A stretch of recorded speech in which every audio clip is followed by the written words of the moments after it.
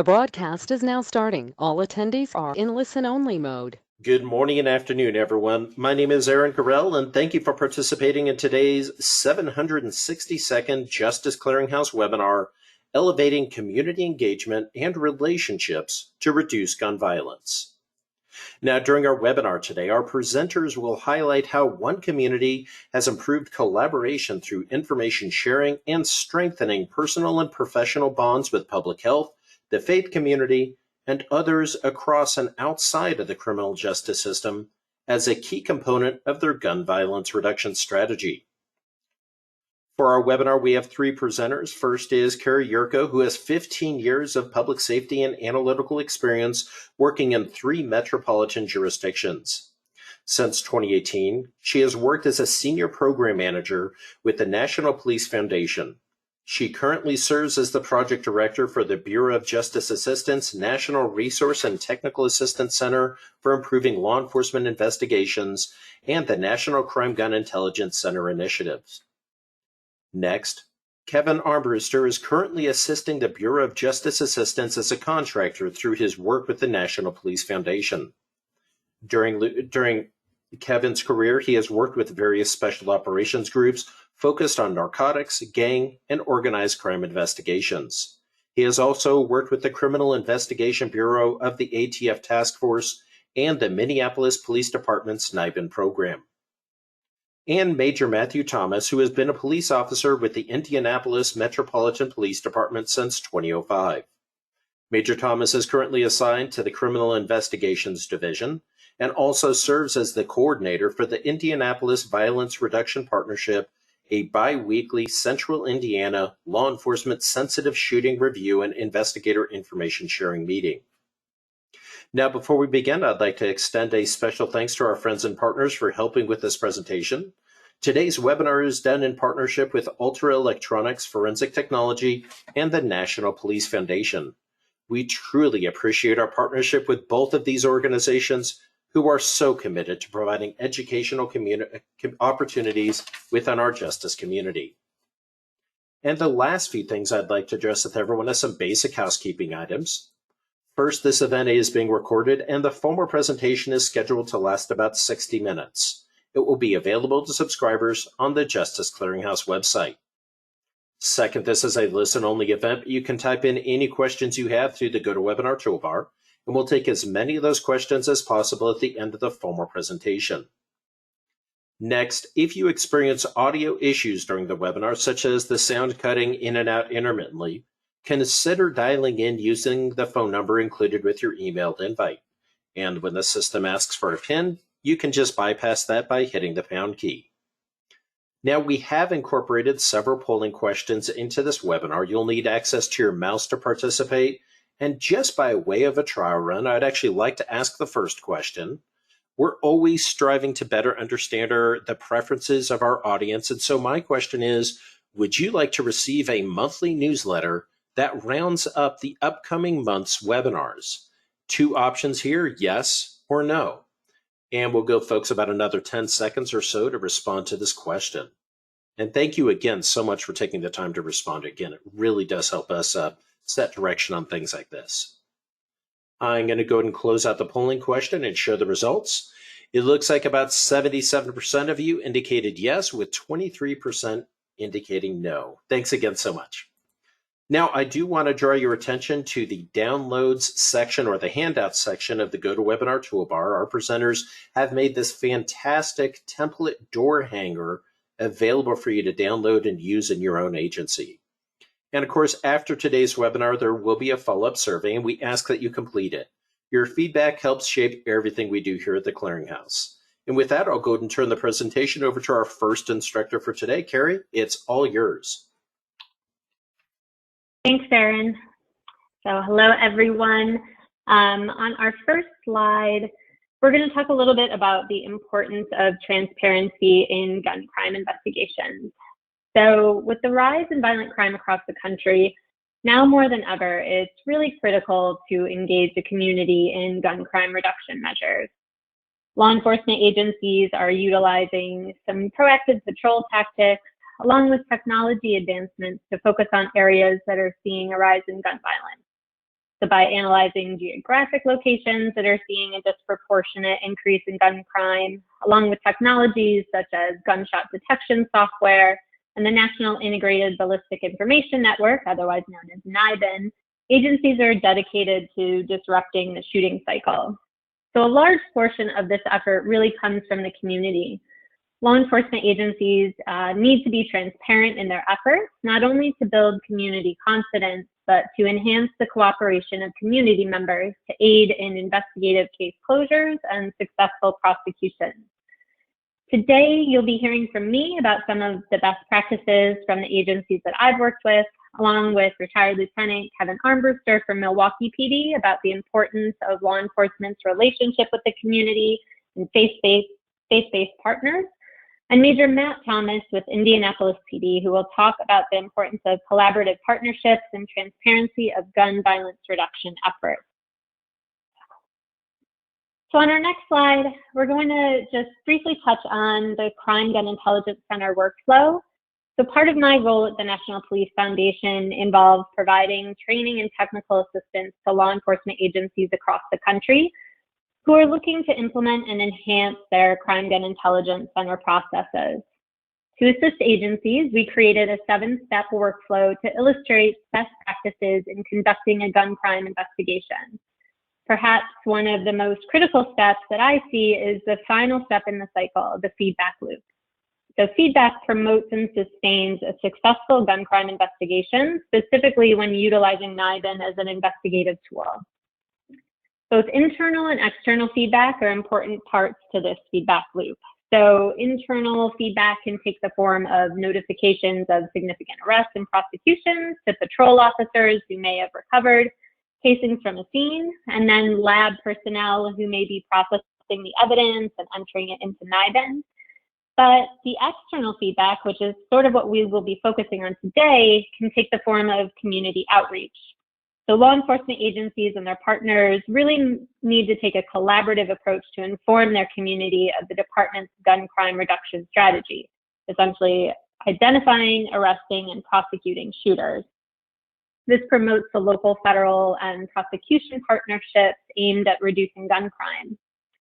And this feedback, as you'll hear later in our presentation, can come in the form of press releases, social media marketing, and targeted community outreach through in-person meetings or foot patrols. Departments will really need to strike a balance between providing the need to inform the community of the awareness of the law enforcement efforts with the dangers of potentially building a better criminal.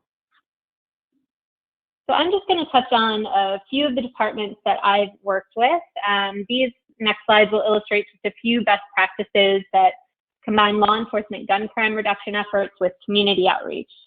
So one of the agencies that we're working with and that I've actually worked prior at is Baltimore Police Department. And they really have a robust program utilizing crime gun intelligence as part of their gun violence reduction strategy. Specifically, they've created a public Facebook page that illustrates the transparency of their efforts. And this page highlights their most successful gun crime investigations, their partnerships with state and federal agencies, as well as a video from their police commissioner describing their Crime Gun Intelligence Center. And there's also an email account where citizens can ask additional questions about the program if they have questions and receive responses directly from command. So not only does this page highlight success stories such as firearms arrests, but it also shows citizens that the police really are committed to following up on shootings in their neighborhood. Now, whether that's through a recanvass with a canine or a strong patrol presence, engaging with the community, hoping to get tips on investigations, I would say BPD is a really strong example of an agency that's increasing their police legitimacy through their social media outreach. Next department that I just wanted to highlight is one that I worked at prior to joining the Police Foundation. I was a director of their Criminal Intelligence and Analysis Unit at the Camden County Police Department, and they had a strong commitment to improving community engagement in areas with high levels of gun violence. So as an effort to enhance their police and community relations, following a shooting, they would place a Mr. Softy truck on the block.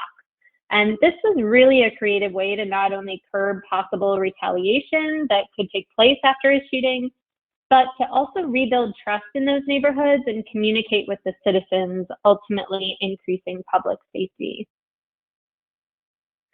And finally, I just wanted to highlight Wichita Police Department.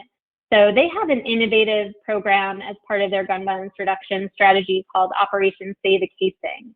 Now, this is a partnership between law enforcement agencies and the community to combat gun crime. And Wichita PD encourages citizens to save 2 cartridge cases from their personal firearm and then submit these cases for entry into NIBIN if their firearm is stolen. So what this effort actually allowed the PD to do is to have an open conversation with their citizens regarding gun theft, specifically those stolen from cars. And the year following the launch of this program, they actually saw a decrease in stolen firearms. So their transparency and sort of an innovative and creative way to engage the community actually had an impact on their gun crime. So Erin, I believe this leads us to our next polling question.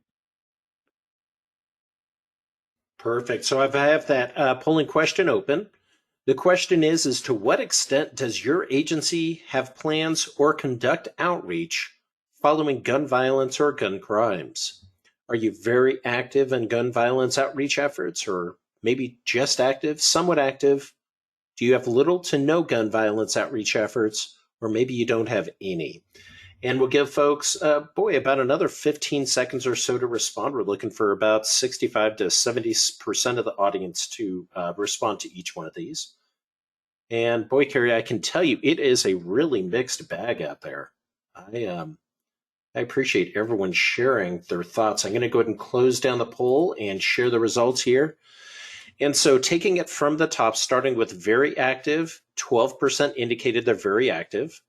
21% said active, 21% said somewhat active, 27% said that they have little to no gun violence outreach effort, and 19% said that they have no gun violence outreach effort. And back to you.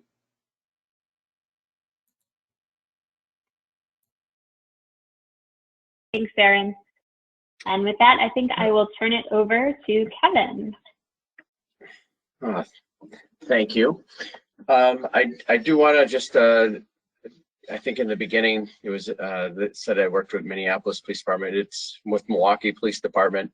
And my role has primarily been through investigations and a lot of the special operations, including the Ballistics program in Milwaukee.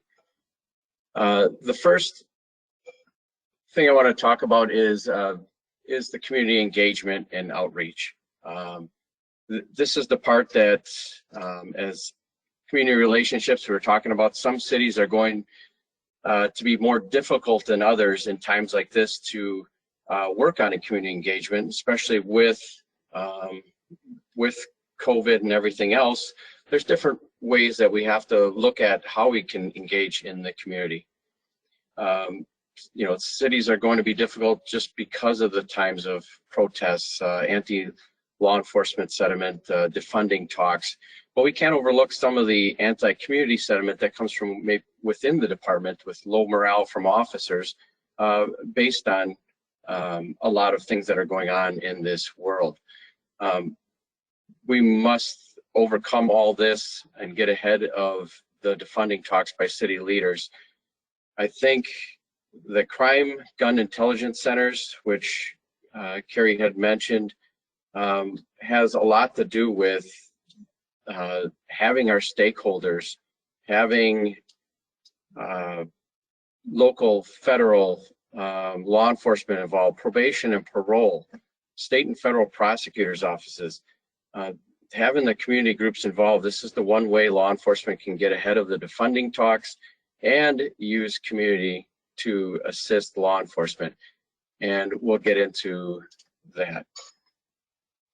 What is the difference between engagement and outreach? Just a real quick recap of, so you understand, there are two different, there are differences between it. Engagement, that open, honest, two-way communication, it has to do with long-term goals, ongoing. It's very cumulative. They have an audience. The response to community needs, ideas, sentiment. It's listening sessions, continual programs, partnerships, collaborations.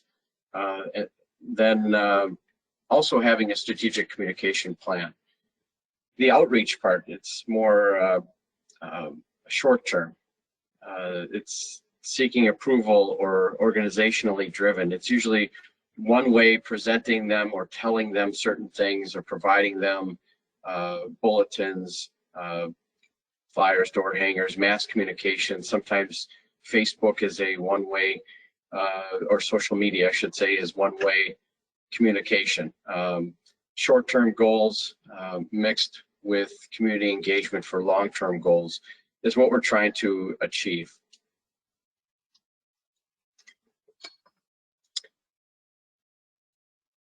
The Shots Fired 911 campaign. This is something that, as I had this great opportunity to travel around the United States working with different police departments, you start realizing just what value this is. Calling 911, changing the culture over society. Is this a quick thing? It's not. People in certain neighborhoods live like this every day. They hear gunshots. They act it as it's a normal cost of living in their environment, and it shouldn't be like this. How can law enforcement change this? And this is something we need to think about, that when you have gunshot detection systems, you see that 80% increase in shots fired calls that largely go unreported without gunshot detection systems. So if you're a city or an area that doesn't have gunshot detection systems and you're experiencing gun violence, there's probably 80%. How are you going to reach out to the community to get them to call? And that's the whole point. We want them to call. And why? Why do we want to increase calls for service? Because with law enforcement, you're getting intelligence. It's helping out with your hotspot deployments, finding out where your gunshot detection, where you can better utilize resources. And if you didn't have this intelligence, your deployment and hotspot map basically won't really be accurate. So that's why it's trying to get that shots fired, a 911 campaign that you want the community to call. And what's the community's role in this, or role in the community? Your commanders at the districts, they should be able to message this at community meetings. If you're on hold for community meetings now, this is a time to start thinking about something virtually and to start organizing it, because it seems like this is going a year. Having that year gap with your community is huge, especially in times like this when we're trying to repair those gaps and make them whole again. This is a quality of life need, and people need to feel connected and feel safe. And this is one of the ways that law enforcement can make this happen. The citizens need to feel that the police will act and care without fear from their neighborhood, and that's the important part. Will this change, overnight? No. But you'll be able to change the way the environment are. Sometimes the next day, neighborhood canvases, quick and actionable response and follow-up with the caller. Some cities, and I was just in working with Chattanooga Police Department, and I believe that the way that they're responding, they're actually calling back their citizens after every shot's fired. You have different responses from different cities, but this is at least that trying and that reaching out is taking place, that when people are calling, they're getting a response. They're not just seeing a squad drive by, or not even seeing the squad drive by and thinking nothing is happening. There's got to be some action that takes place with it. And as far as the officers go, this has to be a changing with culture of the officers. And that's dealt with more training, and a message from the top down that this is important, that we have to have that buy-in from officers, that we have a plan in place for shots fired. We want them to call, and we're going to message it to the community that we want you to call shots fired complaint. Just call 911. There will be a response, and these officers are a big part of it, whether they're leaving a phone number, business card, door hanger, which we can talk about a little bit later. But it's this, you need to give that same message, and that plan of action needs to come in right after the call. There is a handout that was provided, but this is something that people are doing. This is a little sample of shots fired.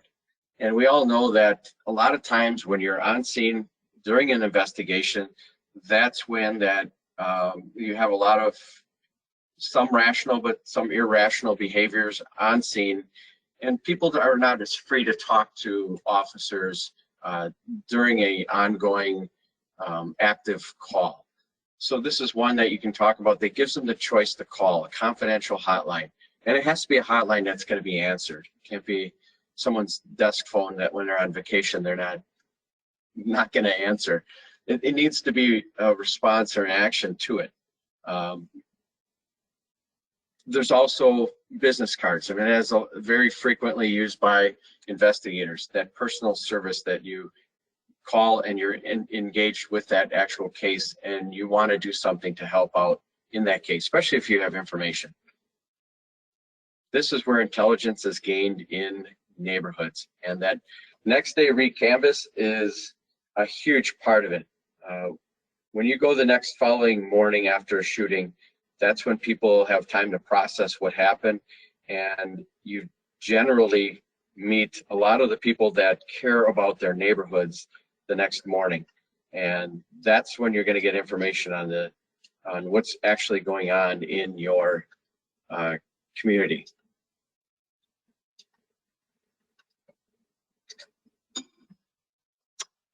The use of advocacy and faith-based groups.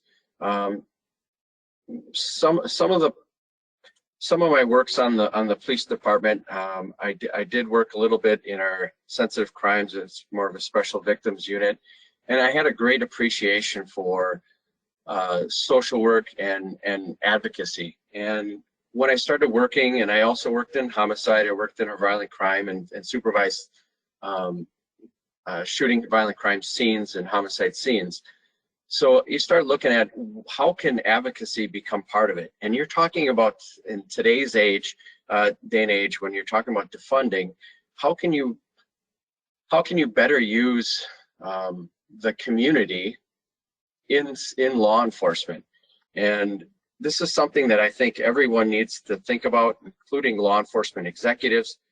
You're taking that proactive approach to involvement of law enforcement in the community in violent crime investigations, almost as liaisons for law enforcement. For executives, this might be a way to redirect funds to the community to assist in violent crimes investigations. And these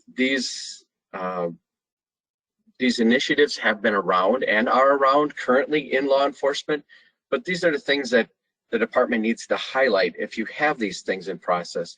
And if you don't, these are things we should definitely be looking into.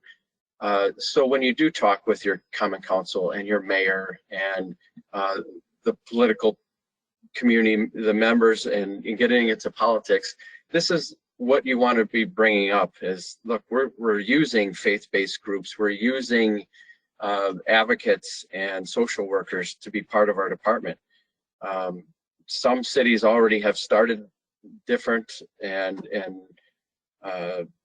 using use of social worker, probably not on their own accord as far as law enforcement goes. It's being forced by common council, but this is a way to get a hold ahead of that and think about how can law enforcement actually work with them? How can we train? How can we set informal expectations? it's something that needs to happen. So as far as faith-based groups, there's some cities that have pastors from the neighborhood. They're called to respond to crime scenes. They interact with the families, witnesses on scene. A lot of times law enforcement is a little hands-off on it at first, but as you get that working relationship and understand that they are out there to serve a purpose and the investigators have their own job and purpose, it actually works out very well. And we did try this. We did have this in Milwaukee.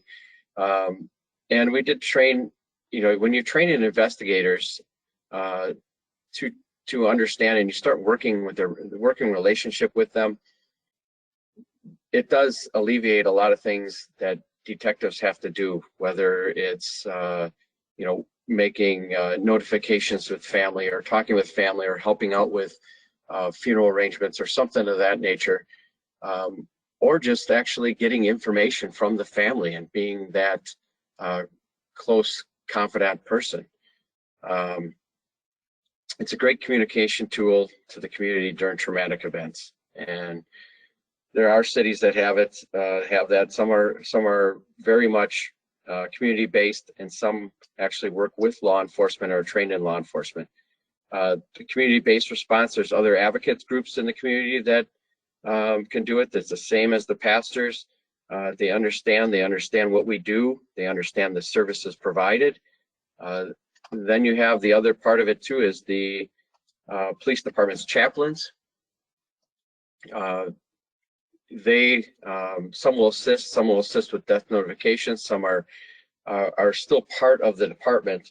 But as far as advocacy goes, there is a difference between advocates that are on the police department and civilian advocates. If you're with the police department, we mentioned Wichita before, but they have you know, non-law enforcement, and then there's a mix of law enforcement with social workers or advocates on departments. And then there's some cities, I've spoke with Tampa Police Department, and they have just a law enforcement advocate. So there's different roles that people can play, but a lot of times, if you're working for the police department, your advocates are usually not bound by confidentiality. So that's one of the things that their use of advocates,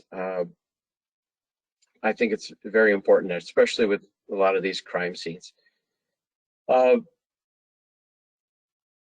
You can, a lot of times too, they work with corrections departments to find out, you know, release dates. And this is all stuff that investigators, you want them staying focused on investigations. And this is where that great teamwork comes with advocacy, especially within the police department. You know, sheriff department's got advocates. The DA's office have victim witness coordinators or advocates, and that is a huge resource in that handoff. This kind of goes into when you're starting talking about, we don't have uncooperative victims and witnesses that we're dealing with. That starts with law enforcement on the street. That's the key to witness and victim cooperation, is that initial contact by officers. And this might be more training on officers' parts too, as far as how do you interview, how do you talk to people, and then how does it get passed on? Either your department advocate starts handling it, or if you, in cases of arrest, how do you interact and communicate with the DA's office, district attorney's office, or local prosecutors' offices as far as their advocates? Because this is the key part of keeping witnesses and victims on board, and this cannot be overlooked. This is something that is traditionally weak with law enforcement and deficient as far as working uncooperative victim witness investigations. In law enforcement, we typically kind of dismiss a lot of it and say, all right, they're not cooperating, let's move on to, you know, the next one. Well, the next one might be your victim, or re-victiming, or being a suspect because of the retaliation, and maybe that's why they're not telling you. So you got to put a premium on those initial cases, and there needs to be a lot more communication between law enforcement and district attorney's office in that handoff for prosecution, because that is the ultimate goal, and that's the goal of both. So a lot of talking on that one slide, but there was a lot of points, especially with advocacy and the use of it. This is really where law enforcement should be going. Next polling question. All right, and that next polling question is open. The question is what does your department use in response to shooting events and victim outreach? And we are asking you to select one of these. Is it the use of department advocates and chaplains? Is it the use of community faith-based response? Do you involve social workers, patrol officers, or if you don't use anything in response to events and victim outreach, please indicate that nothing at this time. And we'll give folks about another 15 seconds or so to respond here. You know, I just received a comment from Nancy. Nancy, thank you for commenting that often advocates are often not utilized enough, especially in lower crime areas. So thank you very much for that, Nancy. Okay, I'm going to go ahead and close down the poll and share those results. All right, from the top, 31% of our respondents use departmental advocates and chaplains. 28% use patrol officers. 20% use nothing at this time. 15% use social workers, and 6% involve community faith-based workers. And back to you. All right, thank you. Yeah, that's very interesting on that. Just as far as, you know, the department goes, sometimes we do have stuff on our department, and I think Nancy's correct too, that we do need to utilize social workers. I mean, officers and investigators, detectives, I mean, we're, you know, everything right now, but things are becoming more specialized. Some departments actually have trained response teams that work with social workers. I think that's a great mix. It really is. And the way the community, or the way that society is going now, it's something we should be ahead of the game anyways, and look into using the use of advocates. It's a force multiplier, and it's something that really needs to keep building on for law enforcement. So great polling question. So as far as the next slide goes, this kind of goes back into the feedback loop that Kerry showed on that crime intelligence center, that cycle. So you're talking about community meetings. Community meetings are a great part of sharing our violent crime message. So whether it be success stories or outcomes of violent crimes cases specific to that neighborhood that affect that neighborhood, because you remember, these people live this, and I mentioned before about the shots fired. These incidents in their neighborhood, even though they're frequent, they're traumatizing towards some.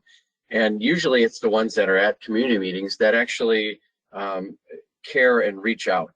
And these are the ones that we want to reach out to, and these are the people that we want to keep in the loop, in hope that message goes out through them in the community, that more and more people that are involved with our community, with law enforcement. And during these meetings, I put a little slide up here with some highlights as far as, you know, talk about people that are involved in the shootings, arrested, prosecuted. These are the ones, they know it, they probably know the people. So this is the ones that we want to be able to highlight for the neighborhood, that there's actually an end and a resolve to it. Emphasizing that NIBIN, National Integrated Ballistics Information Network. This is that ballistics process. For those that are on here that don't know about it, it's just simply comparing casings from crime scene, matching crime scene together. And when you're matching crime scenes together, usually it allows more information pooled together, there's more intelligence pooled together, and there's higher rates of solvability on violent crime based on this process. And this process is based on science, and it is fair and impartial policing. You're targeting the most violent gun offenders in the community, and that's the best thing about it. It doesn't matter what which sex, race, or any kind of poverty level, you are targeting people that pulled the trigger of a gun, and that's what this is about. We need to involve all the stakeholders in the meeting. I mentioned before law enforcement, and you cannot forget probation, parole. There's such a use of information because a lot of the targets are reoffenders and most likely to reoffend. Even if they're off probation, parole, they still have a good amount of data and intelligence in their own correctional databases as far as home visits, who lives where, and people associated with people. So it's really a great resource and something that would be involved in your in-house stakeholder meetings, including having prosecutors involved. Prosecutors need to be involved. I mean, for law enforcement, it's a great working relationship. For prosecutors, it just makes for a better understanding of a case when you're involved from the beginning, and your prosecution is vertical, that you're holding it on all the way to the end. There was a prosecutor that had said something in one of the meetings I was at, and I kept thinking about how prosecutors affects the community, but basically this whole NIBIN process just allows the prosecutors involved with these NIBIN meetings to take cases based on what's best for the community. And they take the most violent people, they take the people that are causing all the problems for the community, and they put more of a premium on some of those cases, prosecuting the right people.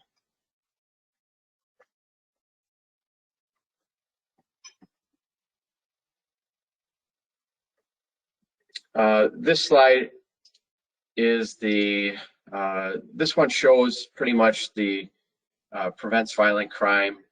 This is kind of the fair and impartial policing. This is the technology, science, the transparency of data and information. You know, do we talk about this at community meetings? Do we talk about the NIBIN process? And that's one of the things that, you know, will the bad guys find out about it? Will they start picking up casings? Will they find different means to mask this so they're not caught? I say yes, we do talk about it. You talk about that transparency of what we're trying to do. And in reality, do these guys really plan to, before they do a shooting, plan to do things? Before NIBIN was even around, or this ballistics science was even around, people were still picking up casings, and you get that every now and then, or going back to the scene to try to cover up some things. Very rarely does that happen in a urban environment because there's so many people around. People try to do it, and there's always witness statements to it, but why hide it? That's what I say. Why hide it? It's a transparency of what NIBIN process is. And so how do we get this into the community? This is by using your area leaders. I mean, you could talk about it at your community meetings. The use of success stories, the 911 campaign at community meetings, talking about it there, using your PIO's office, the use of media. There's been media reports of actual news reports of showing the processes in certain cities. And this is what's out here, and this is what we're doing. The use of billboards to talk about, or putting suspects up there that you're looking for, or convictions of gun crime. Social media pages, where they mentioned before, most major departments, actually most departments have a social media page anyways. So this is a great way to reach out to the community for tips and everything else. And we talked about, here, I'll show you actually one here, the next slide.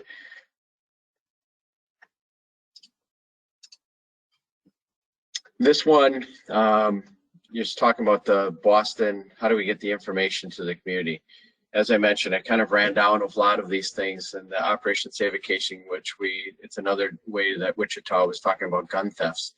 And gun thefts in the southern parts of the United States is a huge thing, and it's you know, especially states that have a lot of gun laws that, or don't have gun laws, that you're allowed to carry guns a lot. So unfortunately, that is a problem in a lot of areas of the United States. So here's a Boston Police Department media site, and they have a whole site just devoted to what goes on, their Crime Stopper numbers. They have a texting number for tips. It has links to medias, the department, to the Boston Neighborhood Trauma Team. They provide free and you know, private support 24/7, and there's links to it in here. They update daily and weekend data statistics, and a lot of departments do that. They have some type of dashboard or something that anyone can look at their statistics and look at things, whether it's violent crime, robberies, thefts. Boston provides narrative stories of arrests with gun photos, recoverances. They put surveillance photos that their people are coming out there. It's a great media to get the message out to the community. And this would be more the outreach portion. This is one-way driven, but some of the tip line stuff is that community engagement. So departments definitely, this is something that we should be striving for some type of updated news and information, again, for transparency reasons.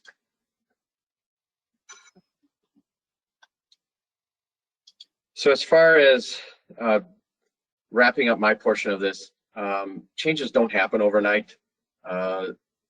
Law enforcement, we need community liaisons. It is a growing tool within law enforcement and law enforcement investigations. And I can't say this enough, but this is where law enforcement is moving to. And we need to find that base of how we can work and interact and work with social workers, advocacy groups, and faith-based pastor programs. News events that happen with police affect this process, and matter of fact, they affect the whole country when something negative goes with law enforcement, and we have to still keep striving to overcome that. You know, defunding. What does defunding mean? I take it as this is an opportunity for a proactive approach to involvement of law enforcement to have the community involved in violent crime investigations as liaisons to law enforcement. For executives, this may be a way to redirect funds to the community to assist violent crime investigations. It could be law enforcement training and set informal expectations for our civilian partners. So this is something that is very important to us, and the use of our stakeholders, probation, parole, prosecution, law enforcement, state and federal, this is a huge part in the reduction of violent crime. So I will turn it over to Major Thomas. Thanks, Kevin. I'm Matt Thomas, and as Aaron said, I'm with the Indianapolis Metropolitan Police Department. Our city is the size of 876,000 residents, and our metro area is about 2 million. Our department has 1,700 officers and civilian staff, over 200. So I mentioned that as that will be important as we talk about some external engagement and kind of what we've done to bring the metro area together. So, but thank you all for attending, and I look forward to some questions after. So this portion will kind of discuss those strategies that we've put into play within Indianapolis to bridge the gaps across law enforcement. But these strategies are transferable to the other pieces in play in reducing gun violence. So whether it's community groups and law enforcement, the faith-based groups, just bringing people together in general for repeated meetings that produce productive outcomes. We'll talk about the value of getting information in the right data into the community hands. And but before we go into that and talking about data, let's toss it to Aaron for getting some quick feedback.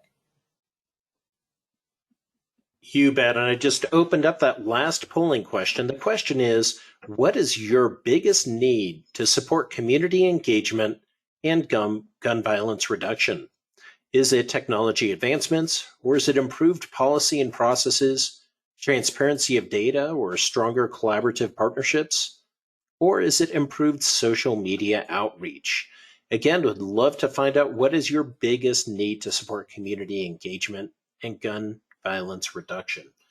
We'll give folks about another 10 seconds or so to respond. I know this one requires a little bit of thinking, and it is, it's probably indicative of the title of this webinar, but so far the stronger collaborative partnerships is definitely leading in our little polling question here. And I'm going to go ahead and close down the poll and share those results. As I mentioned, stronger collaborative partnerships was indicated by 64% of the respondents, followed by 14% indicating approved process and policies, 8% indicated transparency of data or improved social media outreach, with 6% indicating technology advancements. Back to you, Major. Thanks, Aaron. And I think the answer there kind of speaks to the challenges that we all face with limited resources. We're all looking to do more with less, and the best way that I've found to do that is to work with other people. And so we'll start and kind of discuss the Indianapolis Violence Reduction Partnership. This has been in place in Central Indiana for just over 2 years now, and it's a meeting that occurs every 2 weeks at 3 p.m. on Tuesdays with local, school, state, federal, supervised release, prosecutors, analysts. We all get in a room, pre-COVID, of course, and now virtually, and discuss specific drivers of violent crime, including people, locations, and trends. So as we go through this, just please keep in mind that although this is a law enforcement sensitive meeting, and that is only because of the information that is shared as ongoing investigations and that, but these concepts are still transferable. And we certainly didn't invent them. We gathered them from attending other people's meetings and tried to pull some of the best practices together. So we'll go to the next slide and kind of talk about the goals for information sharing meetings and what's the point of IVRP. Well, ultimately, it's reducing gun violence in Central Indiana. And kind of what's interesting is when we started this as a host organization, IMPD is the largest police department in Central Indiana. And so we started inviting people from IMPD, from the different parts of the agency, providing briefings on our homicides and non-fatal shootings.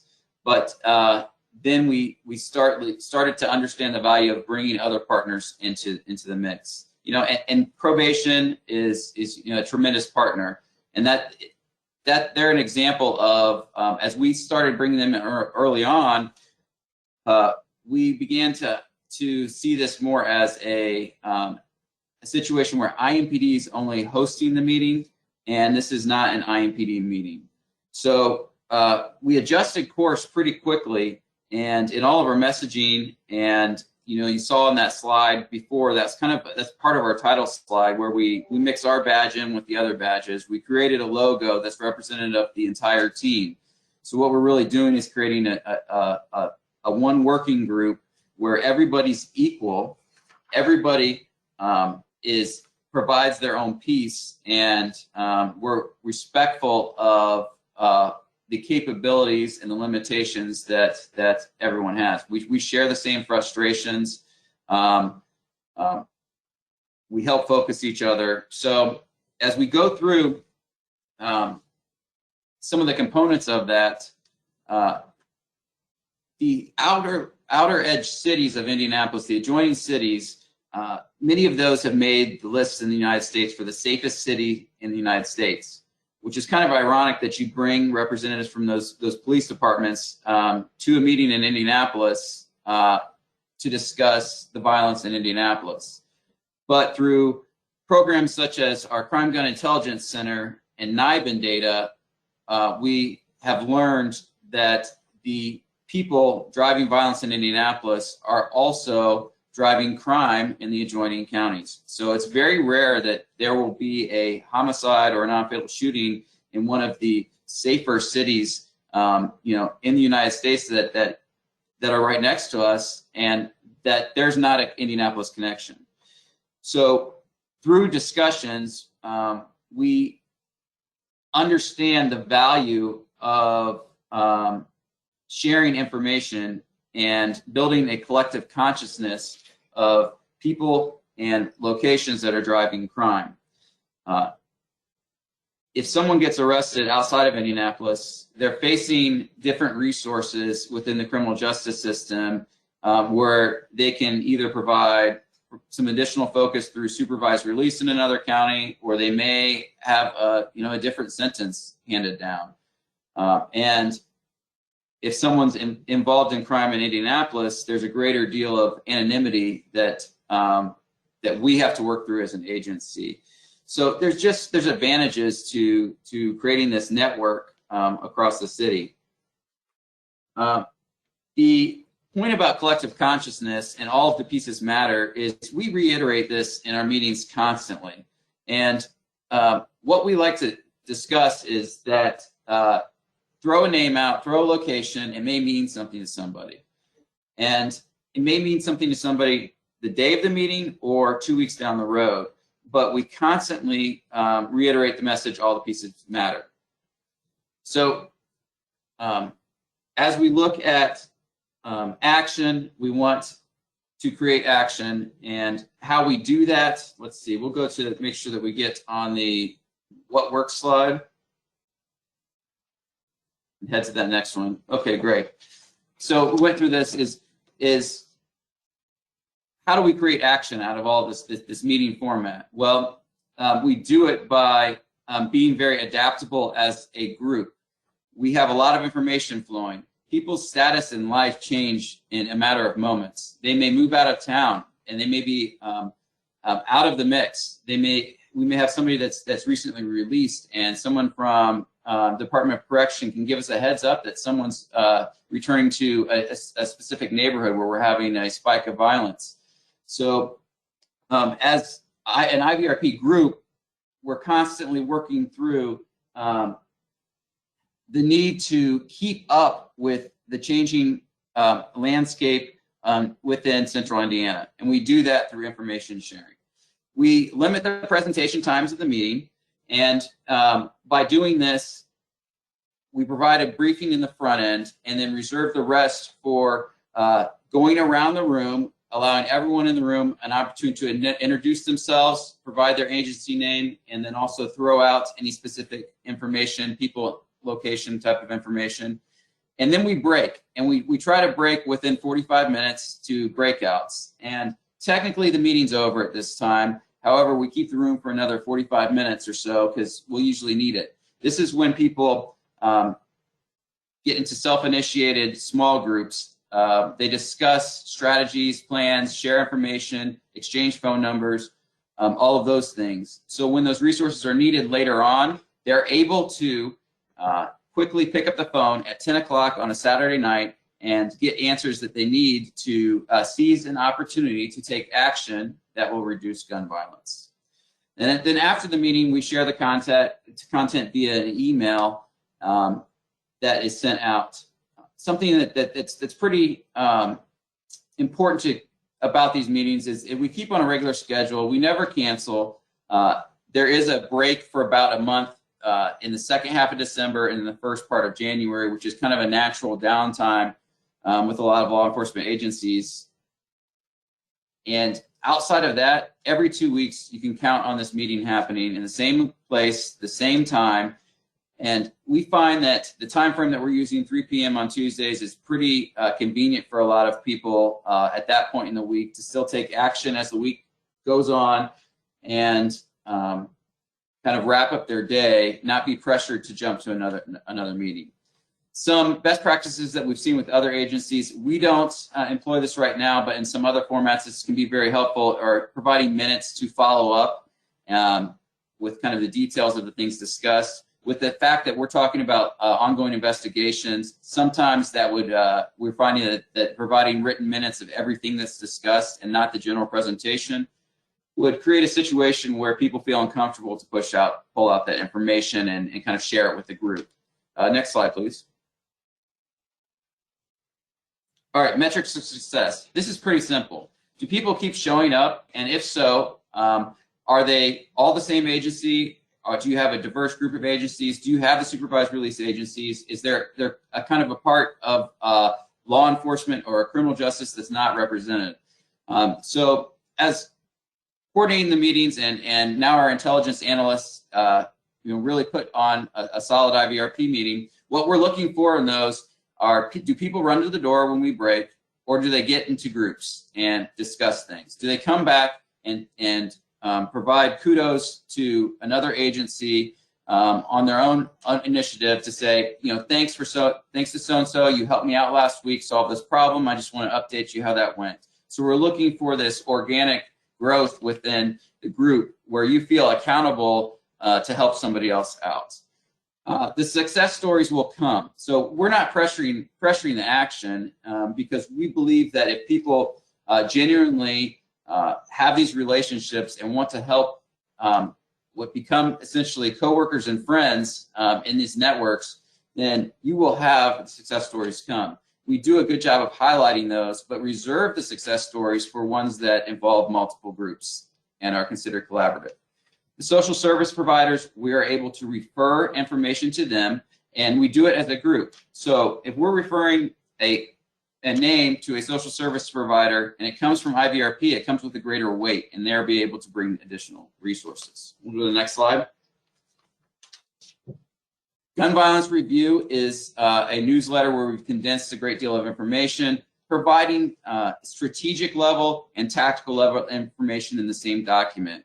We push this out on a weekly basis, and this is representative of what someone attending IVRP would be able to see and follow up on, have the contacts to provide information on specific cases. And next slide. All right, we talked about social media engagement. That's been highlighted really well already. It's important. It's what have you done for me lately? What people are seeing on social media is their perception of the police department's involvement to solve the problem. If they're seeing nothing but violent incidents and no action by law enforcement through the department's social media page, then people will think law enforcement is not doing anything for them. And social media is the primary place to do that. We can't rely on outside sources to tell the story for us. We have to explain what is being done about every problem in every community. And we're finding a lot of great successes when you provide this context and the background, positive things happen. Additionally, we'll see some of the tips and information be sent in response to these briefings and bulletins. Next slide. We talked a lot about community engagement. What I'll kind of touch on here is in law enforcement, we tend to use operation names. So operation whatever, we'll run the operation and then provide a bunch of numbers to the community, say we made 67 arrests over the course of 3 weeks or something like that. Frankly, we're finding that's not enough.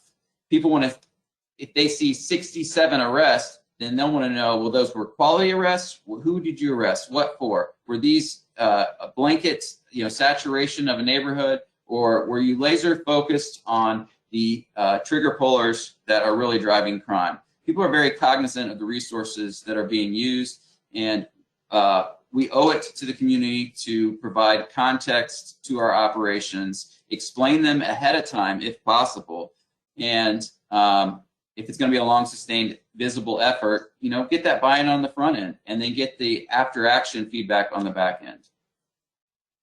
And transparency of data next, please. All right, this is pushing out data. Again, you provide context to the numbers that you push out. Arrest numbers are not enough. Something that we like to do are share NIBIN statistics. And what this does is help provide the interconnected nature of the crimes throughout the city. And so it's very important to tell the story, explain the quality, and explain how violence in the city is connected by using NIBIN. And that's all I have, so thank you.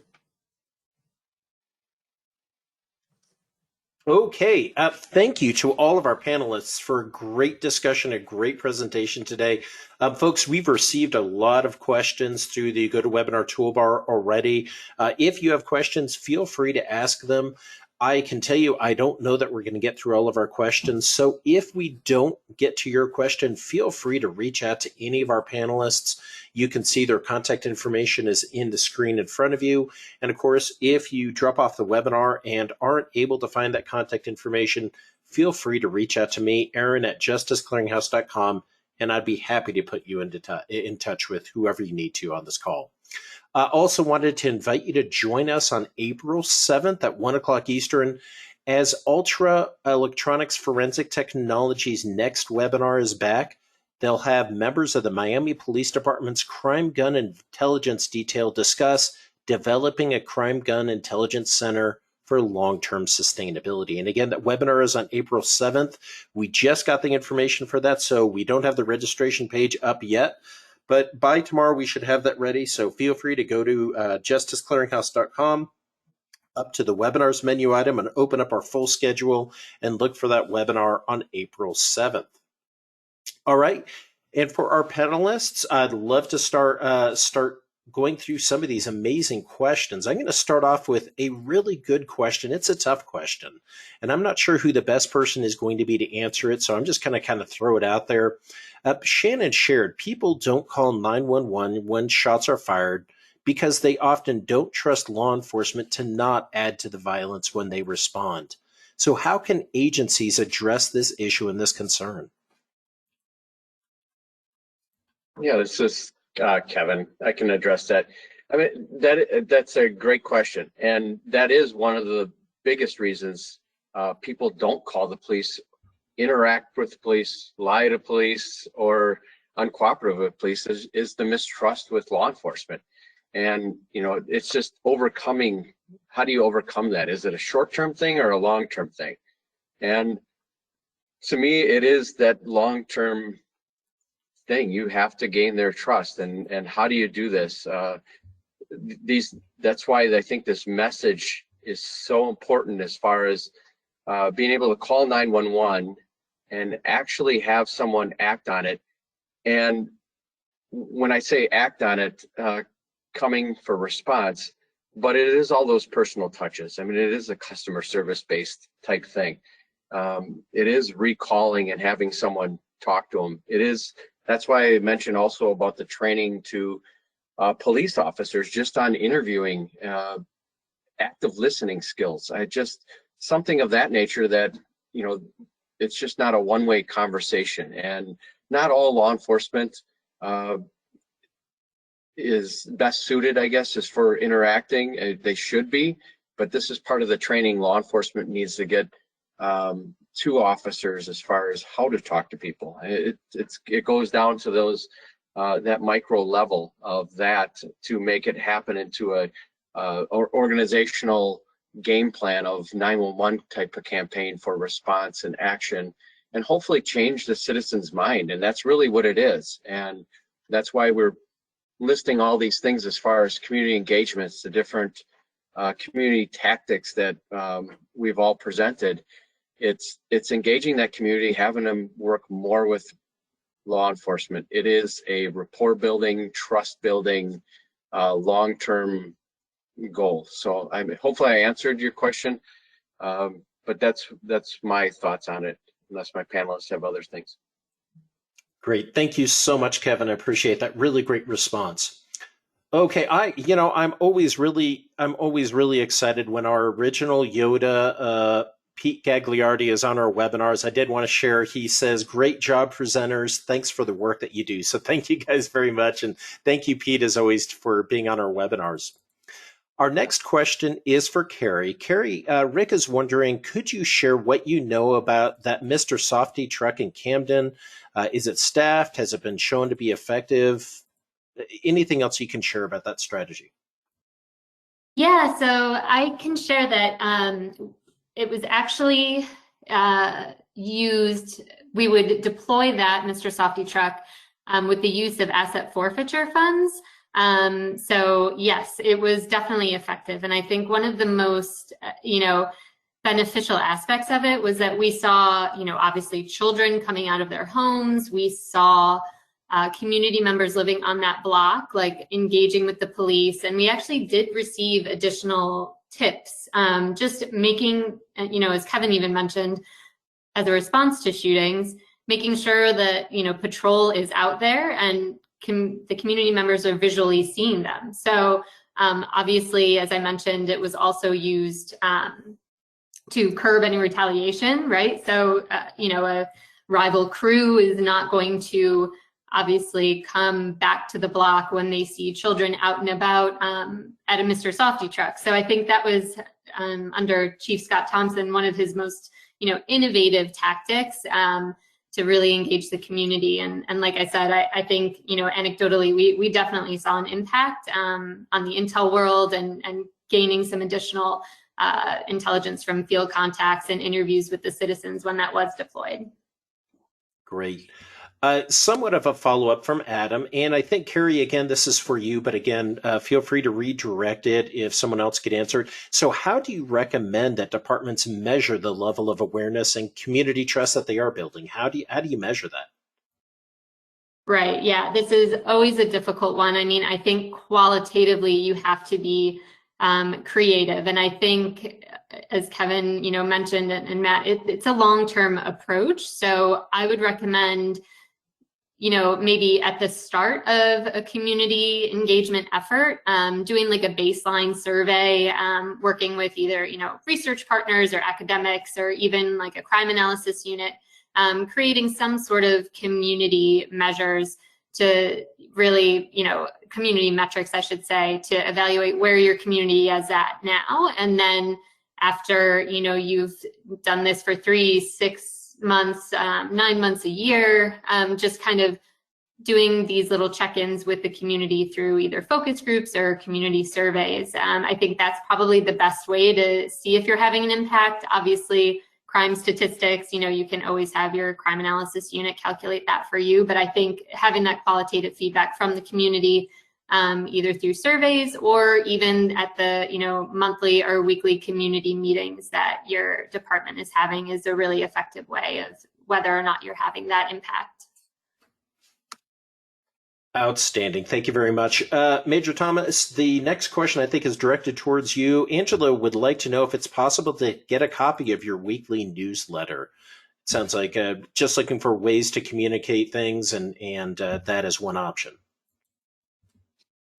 Sure, Angela. If you want to give me an email, send me an email, and then we'll work on getting you a template, what that looks like. And I'd love to see what else you're doing on your end to share information. Absolutely. And Angela, I did grab your email address, and so I will make sure that the major has that information just as soon as we get off. Okay, so the next question is probably again for you, Kerry, but redirect if necessary. Are there any grants available that you're aware of that can offset the cost of equipment like ShotSpotter or NIBIN devices? Yes, so through the Bureau of Justice Assistance, they do offer a grant basically for you to improve your crime gun intelligence center process and kind of that integration. So a lot of the grantees have used those funds for purchases for technologies such as gunshot detection systems and NIBIN equipment. So usually that award is, I think that solicitation should be coming out this spring. Fantastic. Okay. Next question is for Kevin. Kevin, are you familiar with any agencies that include public defenders as part of their community engagement? Our audience member, Margaret, goes on to suggest that through a defense attorney, you may even be able to find out why someone needed to be shot and what kind of relationship that they had. wasn't sure if you've involved with public defenders before or not, or if you know of any agencies that do. I never have. I'm just trying to think if it's a public defender involved, there's probably a defendant, and I don't know if they'd want to talk to law enforcement. But as far as the offices go, no, I don't know that at all. I do know they have their own investigators that get out and reinvestigate some of the community, but very much I've never been involved in that, and I haven't seen that. I'd be interested if something was like that around the country. Absolutely. So if anyone in the audience is aware of that kind of interaction, do reach out, let us know, and we'll put you in touch with Kevin so we can find out about another possible interaction. The next question is also directed towards you, Kevin. Surveys have indicated that the portion of the U.S. population that is affiliated with a formal religion has been declining over the last decade or so. What alternative groups and associations would you recommend in order to build those bridges and build relationships with folks who are not religiously affiliated? Very good question. It doesn't have to. I know I mentioned faith-based programs, but I didn't say like a specific faith, and that's the whole thing. I mean, there are different ones. There are a lot of advocacy groups, and each community has their own. If there's a national one, I'm not sure, what that would be, but each community group has different advocacy that helps out, and they might not be a respond to crime scene thing. This might be something that law enforcement or someone from those groups need to reach out to law enforcement to have that talk on how they can better assist with each other. I'm not sure if that answered the question, because I don't have a specific group, but there are nonprofit and there are community groups that do interact with the community that could possibly or potentially be what we talked about as far as liaisons with law enforcement. Got it. Thank you. That answers the question. Okay. Yep. And certainly, if you'd like more detail on that, please do let us know. Okay. Next question is for Kerry. On the national level, where do you see guns being involved in crimes? Where are they obtained? Are they straw purchases, stolen guns? Or are they purchased illegally? Do you have some sense of that, Kerry, or are you familiar with those statistics? Sure. I mean, I think it varies in every city a little bit, but I think we're seeing elements of, straw purchases, gun trafficking. As Kevin sort of mentioned, we see that trend of stolen guns in states that tend to have more lax gun laws. So I think that's obviously, where we're seeing the bulk of it. Obviously, illegal firearms being passed around from crew to crew. Those are some of the national trends that we're seeing. I unfortunately don't have, specific statistics, but I could certainly follow up. And if you wanted to shoot me an email, I could potentially get some of the more actual stats for you. Thank you so much for that. Okay, and we're just about out of time. I'm going to try to squeeze one more question in for Kevin. Rick wants to know how can agencies deal with the perception that shots fired calls don't get an officer response, even though the calls might be put in? Well, actually, say that question again. Yep, no, absolutely. So Rick is wondering, how can agencies deal with a perception that shots fired calls don't get an officer response, even though calls are put in to 911? Well, I guess what he's saying is the perception from law enforcement. Right, I think it's the perception from the citizenry that they may they make a call about shots fired and no one ever responds to that call for service.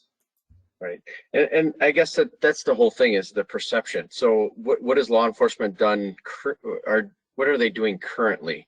Currently there might just be a call back, and if there's no answer, it's done. If there's some, like I mentioned before about Chattanooga, there's an actual specific, they actually go over everything the following day of calls that have been unreturned. They put a premium on that action taking place. And again, too, you're talking about perception. So this is also part of the social media campaign. You have websites, you have everything else. This is stuff that needs to be put out there, and it also needs to be internally law enforcement messaged all the way down. This includes getting your sheriff department involved, because some 911 centers are held by the county and not by local. Some are mixed. So everyone needs to be involved. The shareholders need to understand the message from the top down to be able to change that perception. So I hope I answered that question on that one too. Thank you, Kevin. I know I've given you at least a couple of the pretty tough questions out of this one, and I thought you did a great job responding to that. No, that's fine. That's fine. Again, I want to thank the National Police Foundation and Ultra Electronics Forensic Technology for helping make this webinar presentation possible. I want to thank our audience for taking the time to join us today. Unfortunately, we are completely out of time. So again, folks, if I wasn't able to get to your question, I would invite you to reach out to any of our panelists. You can see their email in front of you. And with that, this concludes this morning's Justice Clearinghouse webinar. Have a great rest of your day and a great rest of your week, everyone. Stay safe. Bye now.